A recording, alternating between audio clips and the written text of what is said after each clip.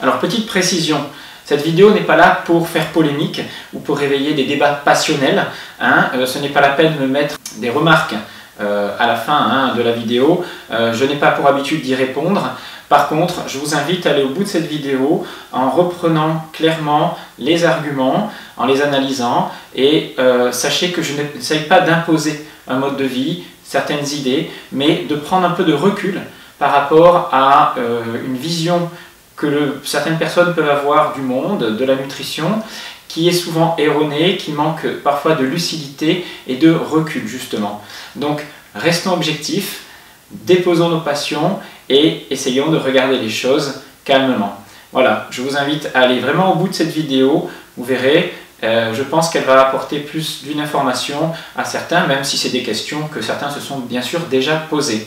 Donc je n'essaye d'imposer aucun modèle, je reste bien sûr le plus neutre possible, mais avec des arguments qui, comme vous allez le voir, font du mode de vie vegan, non pas un système idéal en soi, mais au contraire un système qui pose certains problèmes que l'on ne voit pas forcément. Voilà, bonne vidéo et à bientôt. Voilà donc, bonne vidéo, je suis Jean-Louis Stivan de la formation alsacienne de naturopathie et on se retrouvera à l'issue de cette vidéo. Bien, donc dernière partie consacrée au végétalisme, qui est donc l'alimentation du vegan. Est-ce que l'homme est adapté au régime végétalien? Alors, sur le plan nutritionnel, le vegan s'alimente exclusivement donc de céréales, légumineuses, fruits, légumes et oléagineux, quelques huiles bien sûr des compléments alimentaires, c'est pas interdit, mais déjà s'il y a des compléments alimentaires, c'est qu'on peut imaginer que cette alimentation n'est pas spécifique à l'homme. Alors, l'argument des végans, c'est de dire, voilà, nous avons un système digestif proche du grand singe, notre ancêtre d'il y a 4-5 millions d'années, donc nous devons nous alimenter comme lui. Donc j'ai déjà fait une vidéo là-dessus, et sur cette image comparative, vous avez la comparaison donc entre un humain, un système digestif d'un humain, d'un chien, d'un mouton, c'est-à-dire des êtres vivants, des animaux, mammifères, de la même taille, du même poids quasiment. Donc si on compare et on essaie de trouver des points communs entre le carnivore et l'homme, ou l'herbivore et l'homme, ou le frugivore, on pourrait faire ça avec le singe ou le chimpanzé, on aurait effectivement, on a des similitudes très fortes entre l'humain et le carnivore, et non pas entre l'humain et le frugivore ou l'herbivore. Il suffit de regarder, c'est de la physiologie, il n'y a rien de plus objectif à avoir. La présence de bactéries, par exemple, au niveau de l'intestin. Regardez, ici, il n'y en a pas. Bien sûr, puisque la flore intestinale d'un humain est très proche de celle d'un carnivore, et alors que celle d'un mouton est totalement différente. Cette flore est dépendante de la longueur du tube digestif, et en particulier la longueur du côlon, qui est très courte chez nous, et chez le carnivore, alors qu'elle est très très importante chez le mouton, ou d'autres herbivores d'ailleurs. Pourquoi? Parce que c'est sur cette muqueuse intestinale, dans ce côlon en particulier, que vont se faire de nombreuses fermentations à partir d'une flore spécifique bactérienne que nous n'avons pas du tout identique. Notre flore bactérienne est très proche de celle du carnivore puisque c'est une flore de putréfaction et non pas de fermentation comme on veut bien nous faire croire. Les fermentations ne sont pas adaptées à l'homme. Bien sûr, nous avons une petite flore de fermentation, elle n'est pas dominante, elle existe, elle nous permet de finir de digérer une petite partie de la cellulose, mais comme vous voyez, notre capacité à digérer la cellulose est très très faible, alors que chez le carnivore, elle n'existe pas, bien sûr, et chez bien sûr l'herbivore, elle est vitale, c'est-à-dire que sans cellulose, il ne peut pas exister, il ne peut pas vivre. Sur le plan, bien sûr, de l'appendice, regardez, sur le plan de la taille du cæcum, du rectum, du côlon, tout est identique au carnivore. Sur l'activité pancréatique, enzymatique, tout est identique au carnivore. La mâchoire, quasiment tout est identique, sauf pour les canines qui sont beaucoup plus grandes chez le chien. Alors attention, les canines sont aussi très développées, par exemple chez les grands singes, dans de nombreuses espèces animales, alors qu'ils sont quasiment frugivores ou herbivores. Enfin, frugivores.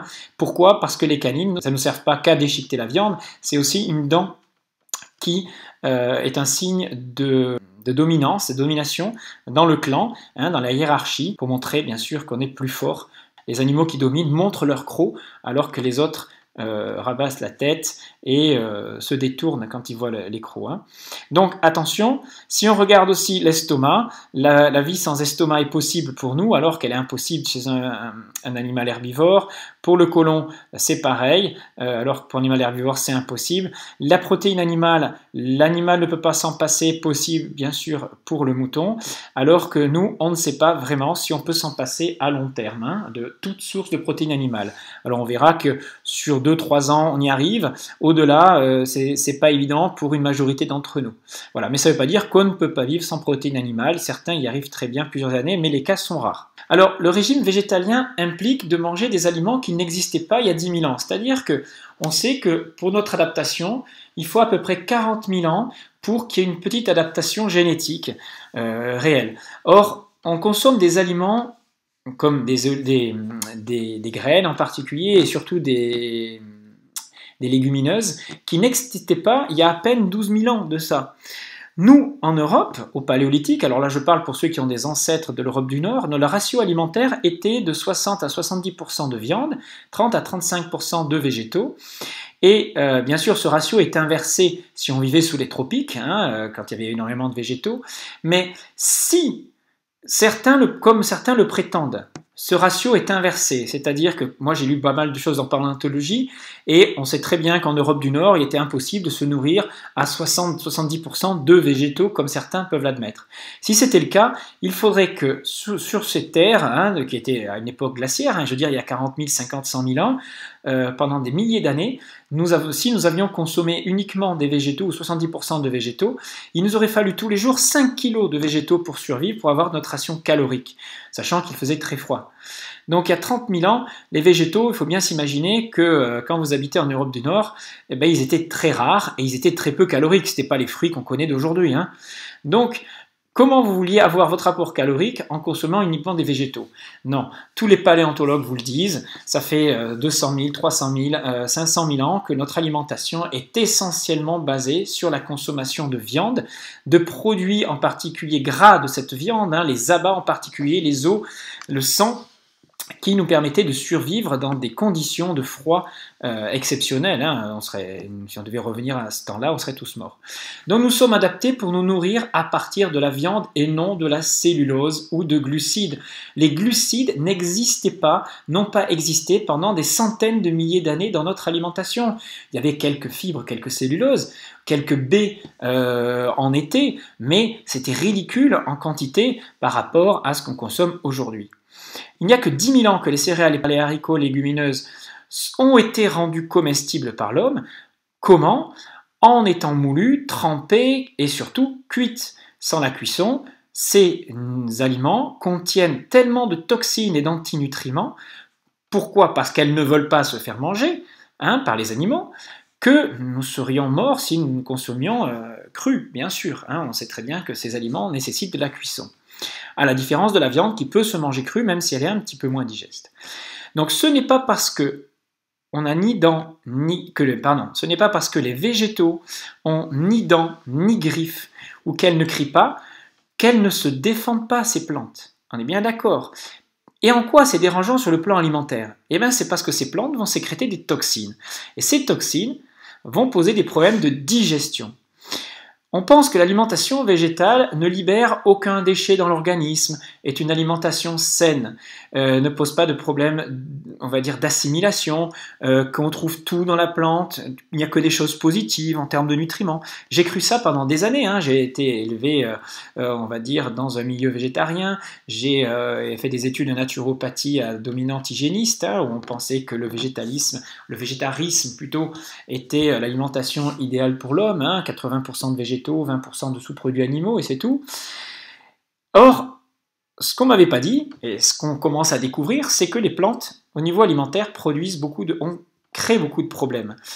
Elles contiennent beaucoup de bloqueurs enzymatiques qui agissent comme des formes de pesticides contre les insectes et autres animaux, mais qui, une fois ingérés, inhibent nos sécrétions enzymatiques, du moins les limitent, diminuent notre capacité d'assimilation et réduisent leur teneur, si vous voulez, leur intérêt sur le plan nutritionnel.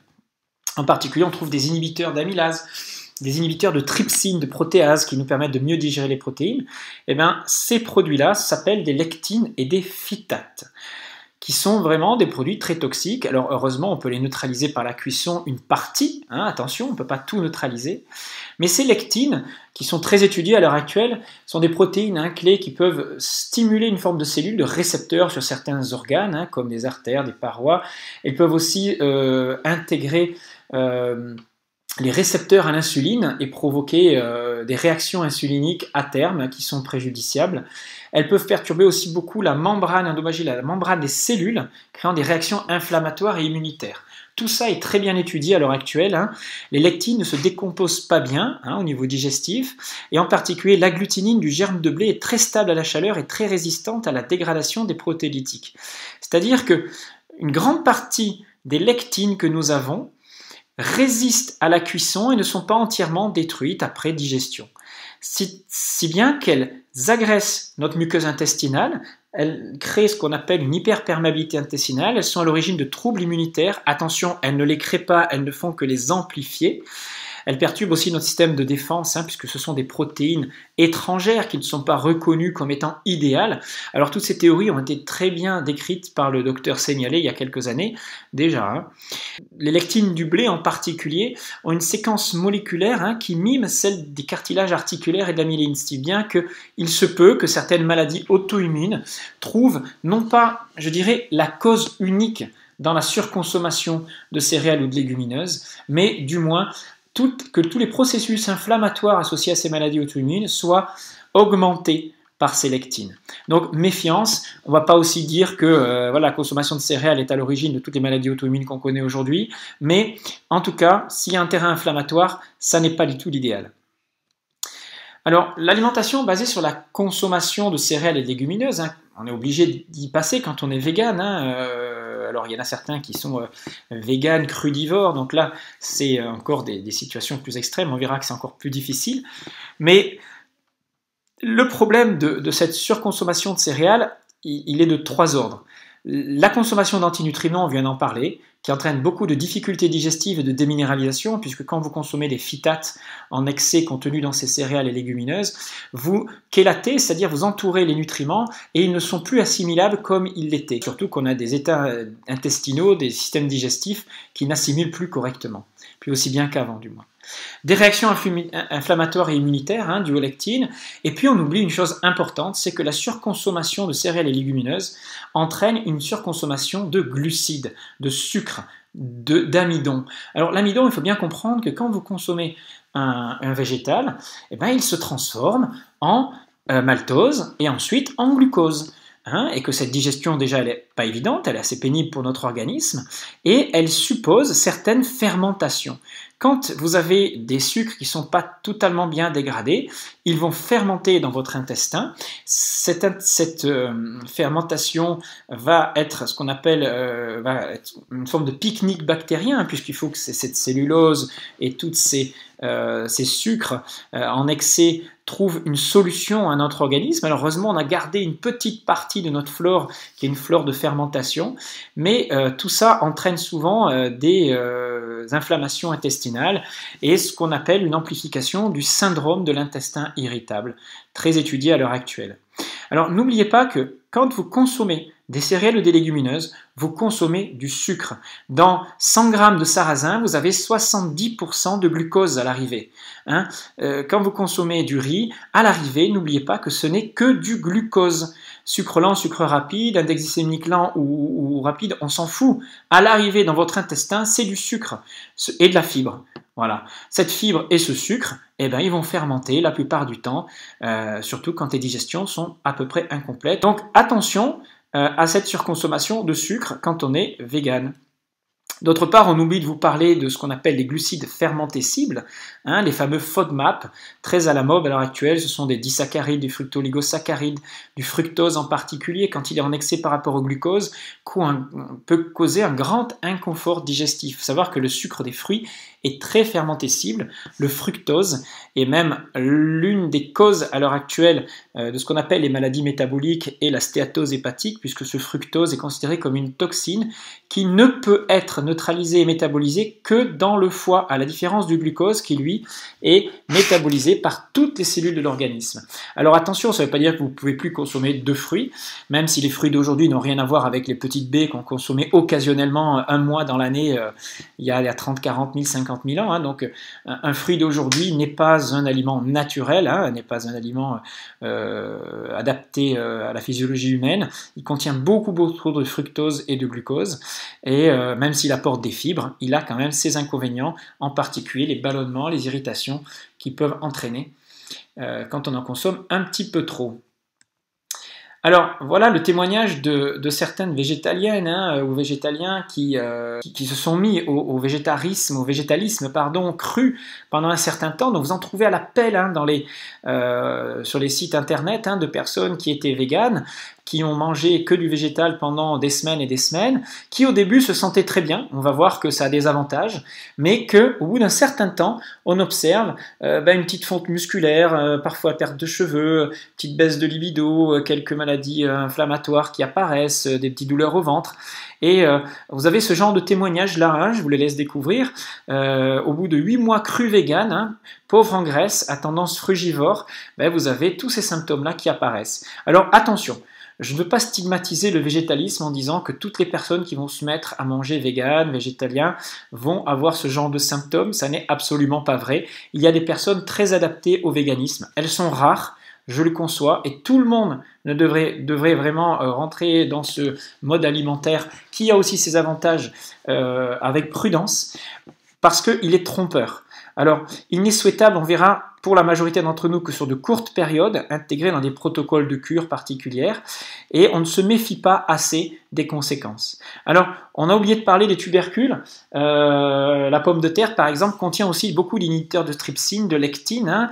On parle beaucoup de la qualité nutritionnelle, de la protéine de la pomme de terre. Il y a 3% de protéines dans une pomme de terre, sauf que la pomme de terre, c'est pas que ces 3% de protéines, c'est aussi énormément de sucre, un sucre qui fait monter la glycémie de façon très importante, plus des saponines, en plus des inhibiteurs de trypsine et de lectine, qui sont en fait des alcaloïdes, des glucoalcaloïdes, qui sont responsables de la porosité intestinale, qui ont une véritable toxicité. On appelle ça la famille des saponines, qui ont un effet aggravant sur les maladies inflammatoires, intestinales en particulier.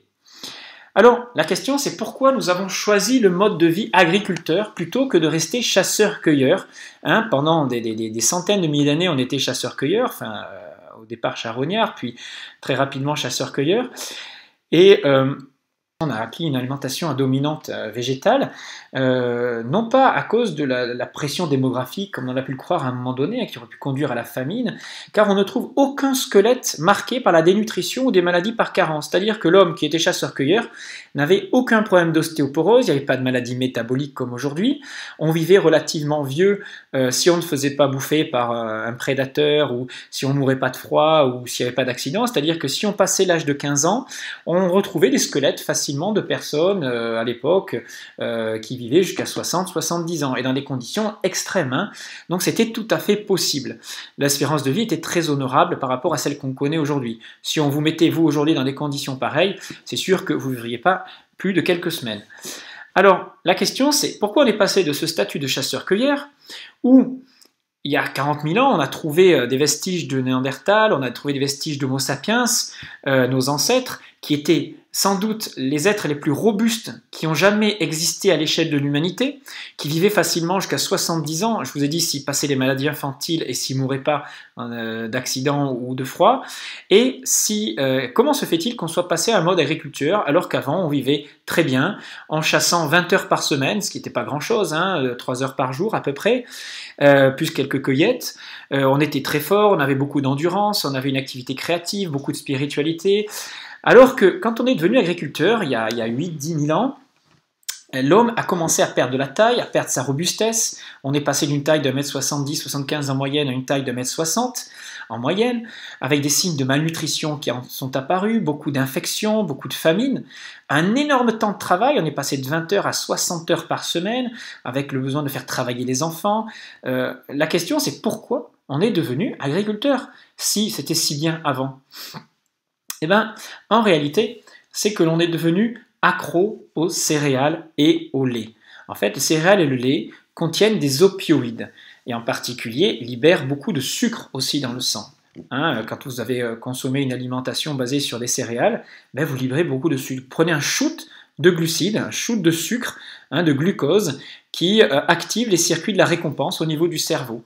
Et on est devenu addict, complètement drogué au sucre. C'est-à-dire que tu as commencé à goûter, à faire des galettes de céréales, on n'a plus pu s'en passer. Je défie quiconque grand mangeur de pain d'essayer d'arrêter du jour au lendemain le pain, ou les pains au chocolat, ou des choses comme ça, ou les brioches. Vous verrez, c'est extrêmement difficile. Le mélange gluten plus sucre est extrêmement addictif, à cause de ces opioïdes qu'ils contiennent et qu'ils libèrent dans notre corps. Alors, le problème, c'est que cette surconsommation de céréales, elle a eu des conséquences dans l'évolution de l'humanité. C'est la première fois, il y a 5-10 000 ans, entre 5 et 10 000 ans, qu'on a vu apparaître des maladies par carence, par ostéoporose, par carie dentaire, des carences de vitamine D, etc. Alors que, avec une diminution de la stature, alors que ça n'existait pas à l'époque du Paléolithique.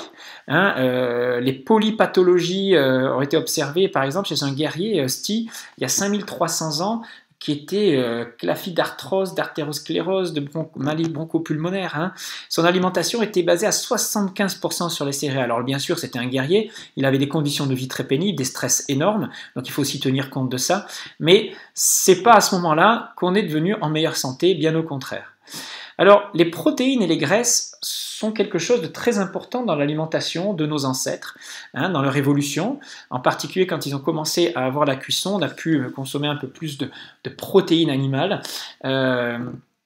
Il faut bien comprendre que quand on consomme beaucoup de protéines animales, d'animaux, on consomme aussi énormément d'acides gras essentiels oméga 3. Et toutes les civilisations, tous les animaux, avec peu de chasse, peu de temps de chasse et peu de temps de mâchage, parce qu'on est sorti de la forêt, de la savane, on a pu se nourrir avec un animal, nourrissait toute une famille pendant un mois. Quand on tuait une grosse bête, on était tranquille du point de vue nutritionnel. Alors, la question qui se pose à l'heure actuelle, c'est la viande serait-elle cancérigène? Serait-elle si mauvaise que ça? On vous dit ça contient des graisses saturées, les graisses saturées c'est mauvais, les protéines libèrent beaucoup d'acide urique. On vous sort toutes sortes de théories autour de la viande, comme si c'était du poison. Alors moi j'ai appris ça dans mes études de naturopathie pendant des années, je l'ai même répété pendant quelques années, mais je me suis aperçu en ouvrant un peu mes yeux que beaucoup de civilisations continuaient à se nourrir en mangeant exclusivement des produits animaux et principalement de la viande, sans connaître tous les désagréments des maladies de civilisation que l'on connaît aujourd'hui. Par exemple, les Esquimaux, vous savez très bien, les Inuits, ont une alimentation à 95% de viande, rennes, phoques, poissons, et 5% de végétaux à peine. Ils ne connaissent pas les cancers ou les maladies de civilisation qu'on connaît comme les maladies cardiovasculaires ou les maladies métaboliques. Les Yakoutes de Sibérie, par exemple, atteignent un âge très avancé. C'est un peuple de centenaires. Et ils vivent dans des conditions climatiques terribles. Il fait du moins 50, moins 70 en hiver, ils sont sous des tentes, et leur alimentation est à 90% carnée. Renseignez-vous sur ce peuple, c'est incroyable. Leur espérance de vie est meilleure que la nôtre, et ils se nourrissent uniquement de viande de cheval, de produits laitiers, et les fruits, c'est uniquement des petites baies qu'ils trouvent en été.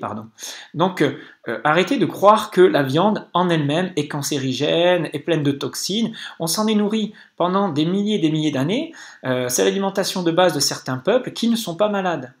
D'autre part, l'argument des véganes, c'est de dire, voilà, les protéines animales, les acides gras, on retrouve tout dans les végétaux. Pourquoi aller les chercher dans les produits animaux? C'est vrai qu'on va trouver beaucoup de protéines dans les noix, les amandes, les légumineuses, qu'on va trouver aussi beaucoup d'acides gras essentiels, des oméga 6, des oméga 3. Mais le problème, et ça, les véganes ont du mal à l'accepter, c'est que ces protéines sont déjà moins accessibles pour nous à la digestion. Déjà, une céréale, une légumineuse ne contient pas tous les acides aminés. C'est pour ça qu'on associe entre eux les céréales et les légumineuses. ou qu'on prend beaucoup d'éléagineux.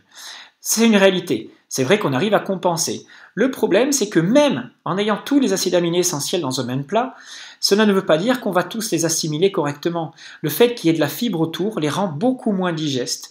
C'est-à-dire que, alors il y a un chiffre un peu barbare, ce qu'on appelle le PDCAAS, qui est en fait la valeur biologique et la quantité d'azote que le corps est capable d'extraire de l'aliment, il est beaucoup plus faible. Cette valeur est beaucoup plus faible pour un végétal que pour un produit animal. Attention, ça ne veut pas dire qu'il faut consommer tout le temps des produits animaux. C'est pas ce que je veux dire. Ce que je suis simplement en train de dire, c'est que pour une personne qui a déjà des difficultés digestives avec un intestin poreux, avec une capacité enzymatique plus faible, qui fait souvent des fermentations, des digestions pénibles, et bien cette personne-là risque de ne pas absorber suffisamment de protéines et surtout d'acides gras essentiels. Parce que croire qu'on va trouver tous les acides gras essentiels dans les végétaux est aussi un leurre, puisque lorsque vous consommez des oméga 6 ou des oméga 3 issus du végétal, il leur faut des transformations enzymatiques pour qu'ils arrivent à une forme exploitable par l'homme. Je parle par exemple pour les oméga 3, l'homme ne peut les exploiter que sous forme d'EPA et de DHA. Et on les trouve bien sûr, ces EPA DHA, dans les viandes, les poissons, les œufs, les viandes bien sûr élevées au plein air, qui ont brouté de l'herbe, ou les poissons, mais on ne les trouve dans aucun végétaux tel quel. Il faut des transformations enzymatiques, et notre capacité de transformer enzymatiquement ces oméga 3 d'origine végétale en oméga 3 utilisables pour notre physiologie est très faible. Le rendement est de 1 pour 10. Donc il faut consommer d'énormes quantités d'oléagineux pour avoir tous nos oméga 3 nécessaires. Donc, la solution, c'est de ne pas croire que on peut tous vivre en étant vegan. On a vu que ça pose des problèmes aussi importants que la consommation d'élevage sur le plan de l'agriculture, que sur le plan éthique, on tue autant d'animaux en étant vegan qu'en consommant du produit animal. Mais attention, ce qui est intolérable, et dans nos choix, ce vers quoi il faut revenir, c'est vers une alimentation qui soit mixte, animale qui donne sa part belle bien sûr au végétal, mais qui utilise l'animal, je dis bien utilise l'animal non pas d'un point de vue de l'exploitation, mais dans un sens de la coopération. Pourquoi on ne pourrait pas utiliser l'animal en respectant sa vie, en l'utilisant pour son fumier, pour ses capacités à transformer la terre en un lieu fertile? Bien sûr que nous sommes obligés à un moment donné de partager le monde avec les animaux, mais attention, nous n'avons pas une autonomie nutritive tant que l'animal ne sera pas utilisé intelligemment. L'alimentation équilibrée nutritive suppose qu'on tienne compte des particularités de chacun. Attention, il y a des personnes qui peuvent devenir végétaliennes, et c'est très bien, qui pourront le faire pendant très très longues années. La plupart des personnes que j'ai rencontrées, qui viennent en consultation, que je revois 1 an ou 2 ans après avoir fait du véganisme, sont obligées de prendre des compléments alimentaires, sont plus performantes, c'est vrai, elles se sentent mieux les premières semaines, les premiers mois, et c'est là que c'est trompeur, parce que vous gagnez en endurance, vous perdez 2-3 kilos, vos paramètres lipidiques reviennent à la norme. Donc pour certaines personnes, pendant quelques semaines, c'est excellent. Mais attention, au bout de quelques semaines, on s'aperçoit que la dénutrition est là, que certaines personnes perdent de la masse musculaire, d'ailleurs elles sont moins en forme, elles ont moins de force explosive, elles tiennent moins sur la journée, elles sont plus irritables, leur système nerveux est beaucoup plus fragile, et il y a une certaine perte de lucidité. Elles pensent être dans un bon système alimentaire, qui est parfait, qui n'exploite pas l'animal, etc., mais elles font parfois bien pire sans le savoir. Et on a du mal à discuter avec ces personnes. C'est pour ça un peu que j'ai fait cette vidéo, et que le tout vegan serait une grande erreur pour moi sur le plan éthique, écologique et de la santé. Attention, ça ne veut pas dire qu'on ne doit pas s'inspirer des valeurs véganes pour faire évoluer les choses, et je recommande bien sûr certaines lectures et certains témoignages comme celui-ci. Vous voyez une personne qui était végane, qui est passée de 57 kg alors qu'elle était très bien à 49 kg, avec des traits beaucoup plus tirés, avec une alimentation pauvre en graisse et frugivore. Donc pour ne pas tomber dans ces excès et ces pertes de lucidité, voilà, il est important de savoir ce que vous entreprenez quand vous faites un régime vegan. La dernière question qu'il faut se poser, c'est pourquoi les végétaliens ou les végétariens, on me pose souvent cette question, ont-ils moins de maladies cardiovasculaires que les omnivores? En fait, les végétariens ont une meilleure hygiène de vie au départ, ou les véganes aussi vont faire un peu de sport, vont avec le contact avec la nature. D'autre part, comparer végétalisme ou végétarisme et consommation de viande, on compare ça avec ceux qui consomment de la viande industrielle, des charcuteries pleines de sels additifs, d'antibiotiques, etc. et qui n'ont pas une hygiène de vie correcte à côté. D'autre part, dès qu'on a des personnes qui consomment du poisson, mais pas de viande, la mortalité est exactement la même que chez les végétariens ou les végétaliens. C'est-à-dire qu'elle diminue de 34%. C'est-à-dire que, en soi, la viande d'élevage, par rapport au poisson, il y a une différence. Ou du moins, ça voudrait dire peut-être que les personnes qui consomment que du poisson et pas de la viande sont aussi attentives à leur santé et font d'autres activités à côté. Donc méfiez-vous des statistiques du style de dire voilà, ceux qui consomment de la viande meurent plutôt de maladies cardiovasculaires. On a vu que c'était faux dans certaines tribus du monde entier. Les Peuls, les Maasai ont une alimentation basée sur la consommation de graisses saturées, issues des laitages, issues du sang animal, issues des animaux. Donc il faut vous méfier de toutes les statistiques en croyant que la viande est mauvaise pour la santé et qu'elle apporterait que des inconvénients. C'est pas vrai. Il n'y a aucune différence significative selon les chercheurs entre végétariens, végétaliens ou non en ce qui concerne la mortalité par accident cardiovasculaire, cancer de l'estomac, cancer du côlon.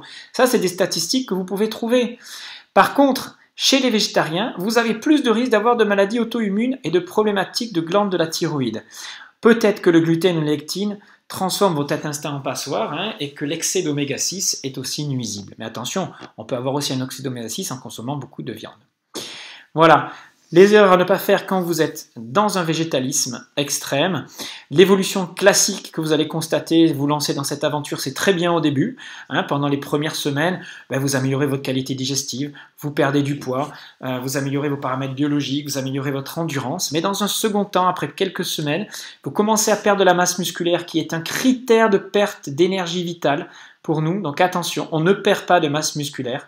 Fatigue, diminution de l'adaptation au stress, irritabilité, perméabilité intestinale. La surconsommation de fruits peut aussi amener de la déminéralisation et certaines carences, ce qu'on appelle un épuisement digestif et vital, et des états dépressifs avec une fragilité nerveuse. Alors attention, ce n'est pas le cas pour tout le monde. Il faut relativiser ces notions, mais sachez que ça existe, et en particulier chez les sujets rétractés.